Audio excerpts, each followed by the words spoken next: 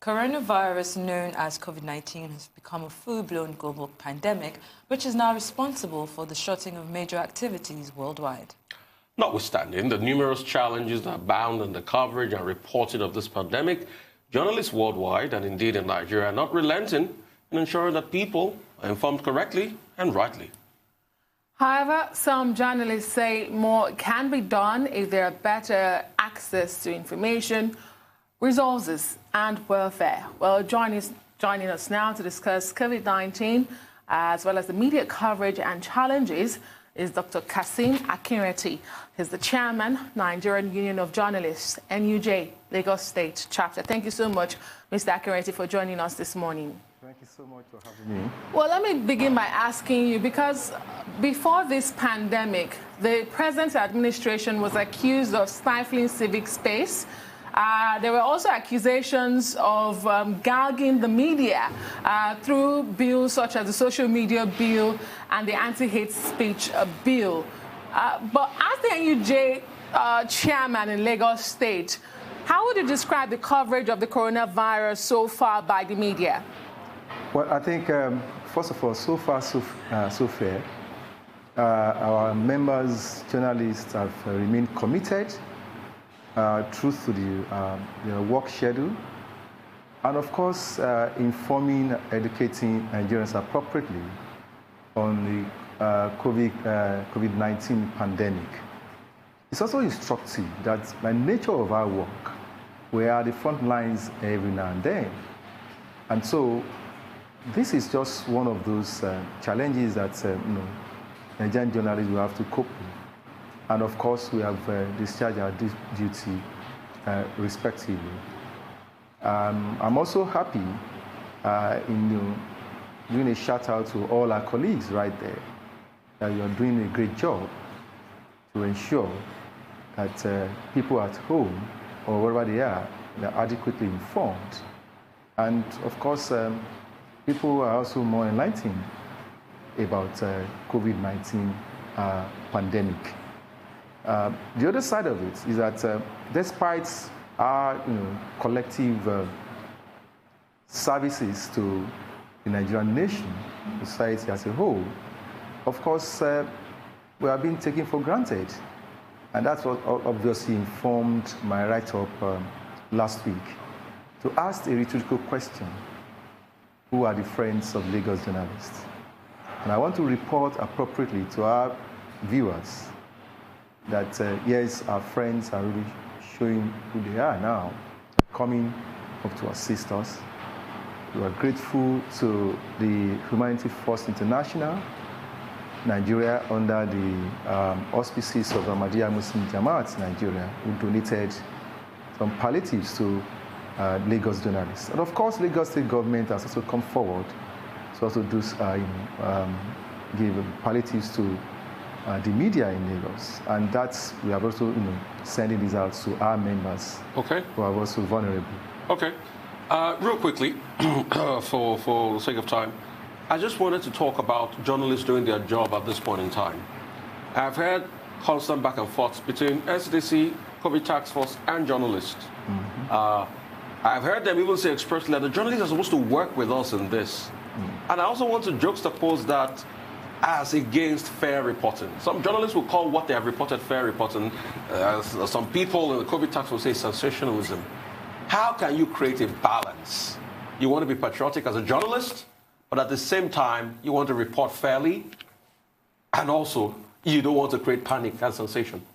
Well, our work are cut out for us.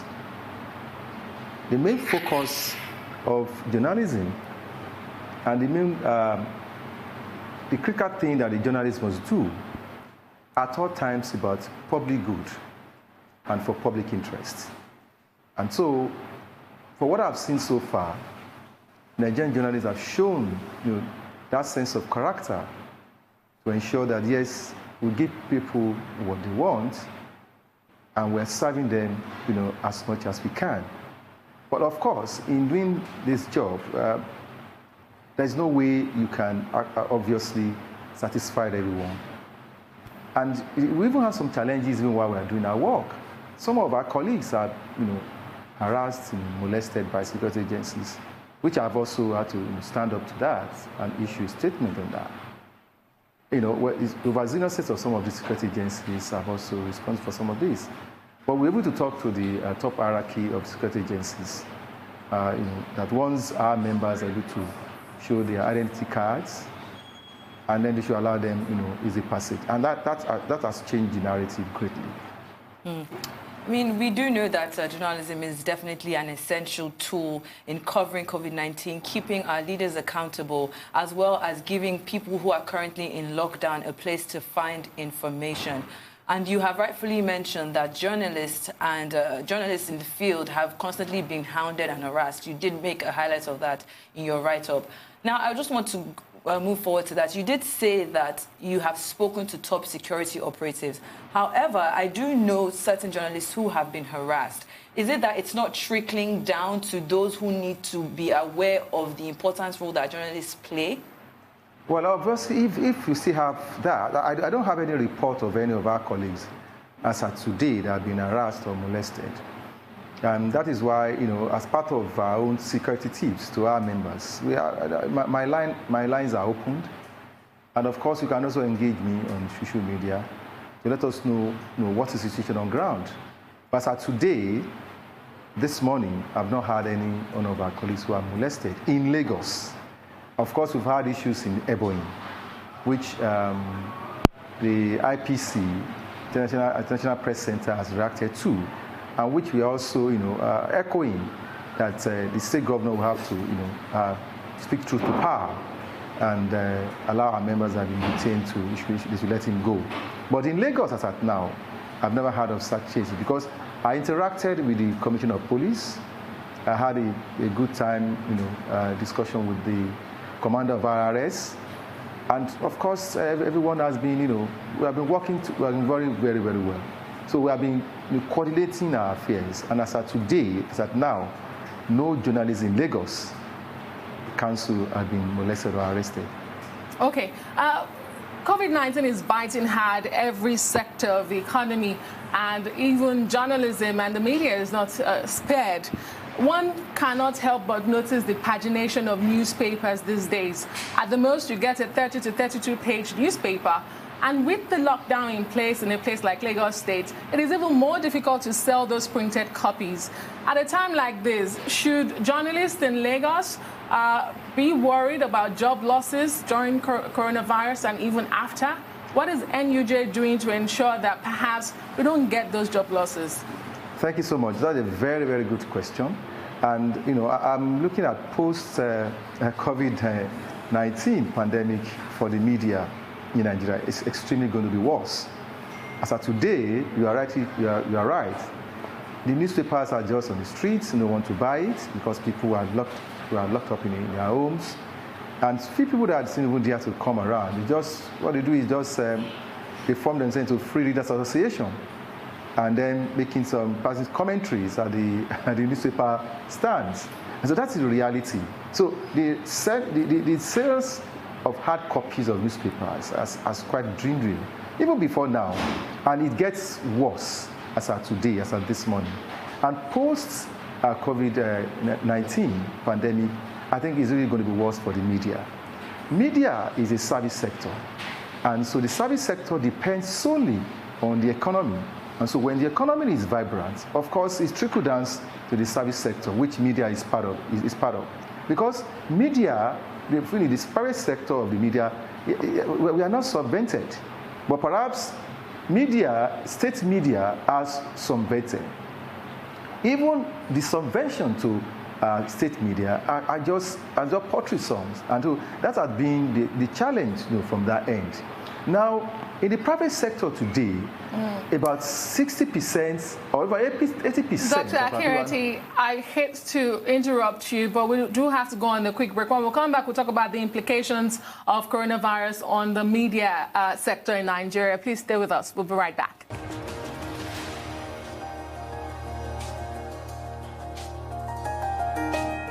Great to have you back. You're still watching the morning show here on the Rise News, and we have the Chairman, Nigerian Union of Journalists and UJ Lagos State Chapter, Dr. Qasim Akinreti. Thank you so much for staying with us, Doctor. Before that break, you were responding to my question on the effects of COVID-19, especially on the print media. You had talked about the state-owned media being, buffered in a way, and you were about to speak about the private media.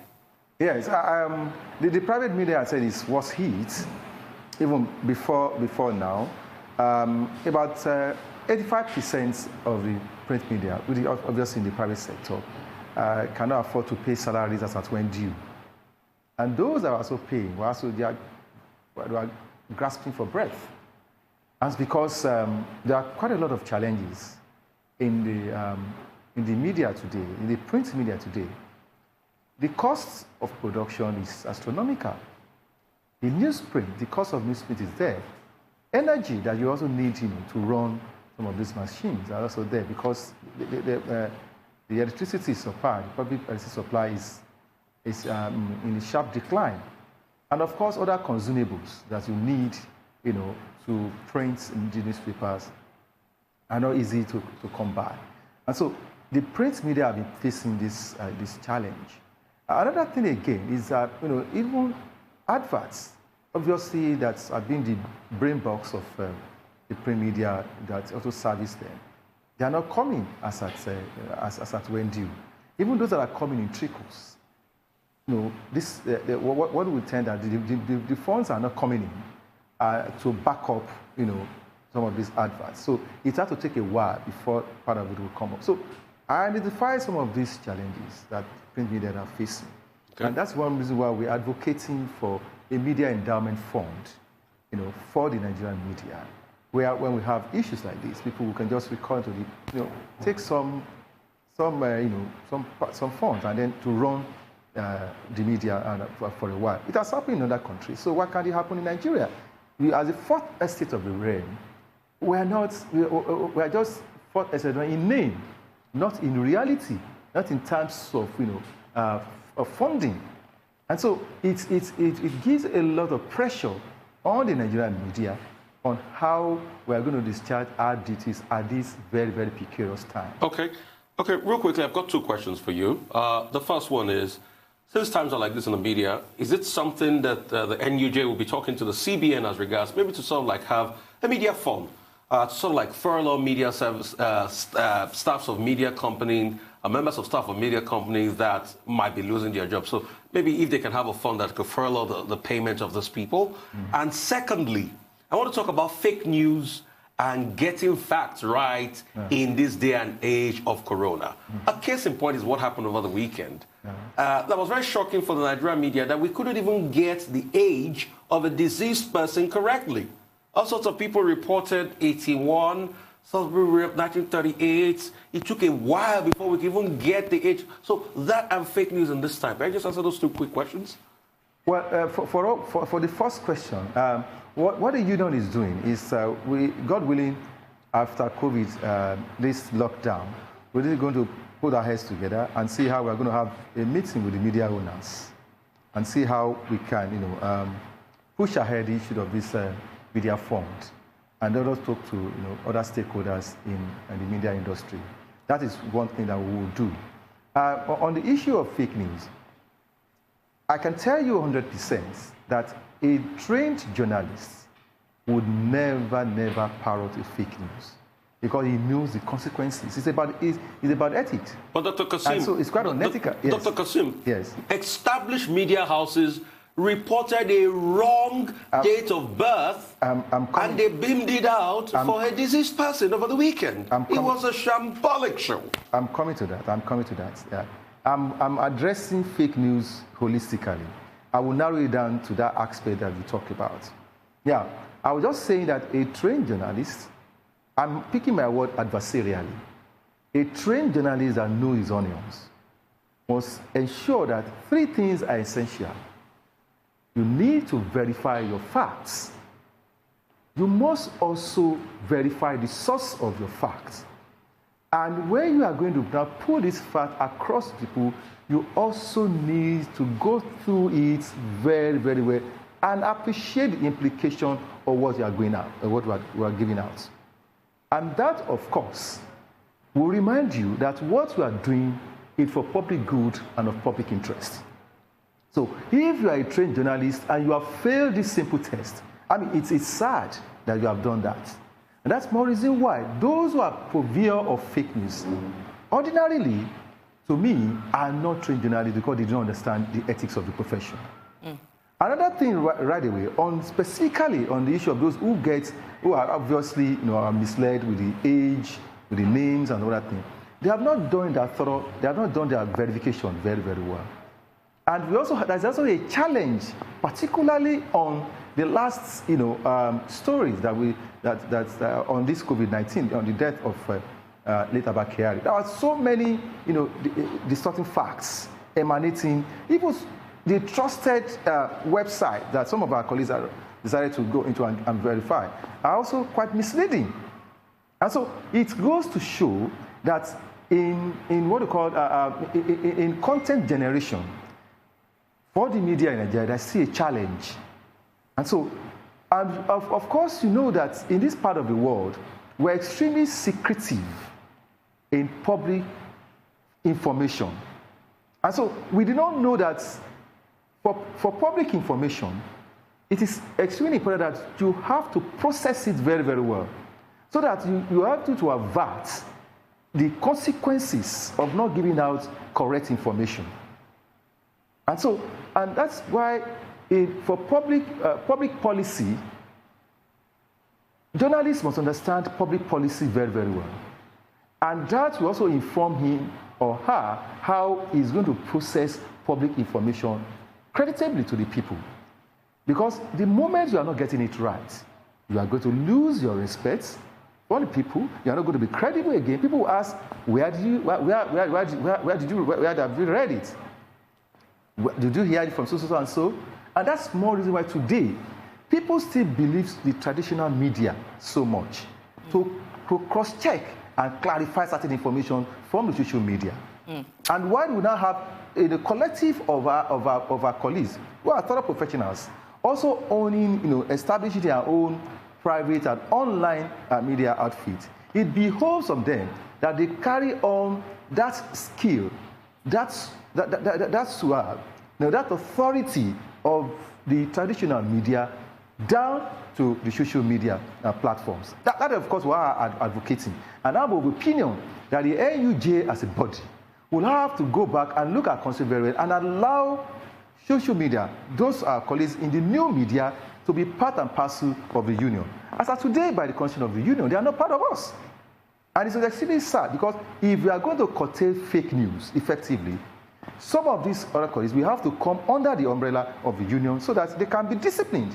Because that's the essence of the union, will be to safeguard the welfare of our members and to protect the integrity of our profession. It's extremely profound. Very quickly, as we wrap up, we know that on one hand, social distancing has led to a spike in the at-home media consumption as growing numbers are looking to news agencies for timely and trusted information. However, other valuable broadcast content such as live sports and live events are obviously put on hold and have started affecting spending relocations by advertisers. We know COVID-19 is here to change a lot of things, even in the media industry. But very quickly, as we wrap up, what do you see the media turning into even as COVID-19 passes? Well, one of the beauty of COVID-19 is the use of technology.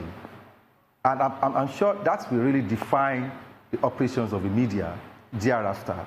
Of course, there are some media organizations that have been also using technology to also advance their cause to ensure that news and information get to the people appropriately. But we have seen how we can deploy technology to also assist us in the media. And that, of course, is what I'm looking at post COVID-19, the challenges that be facing the Nigerian media as a whole. Now, it shows that you don't need a crowd to achieve your goal. You need few people, but you need to invest more in technology. And that's more reason why states broadcasters will have to be empowered to also deploy technology effectively so that the people can have value for the services the public broadcasters are giving to them. That's a good place to leave it. Dr. Akinreti, there's a lot more to talk about, but unfortunately that's the much we could take. Journalists, while covering this story, should not become the story. So absolutely. The issue of safety. Thank you so much for coming on the morning show today. Thank you so much. Really do appreciate it.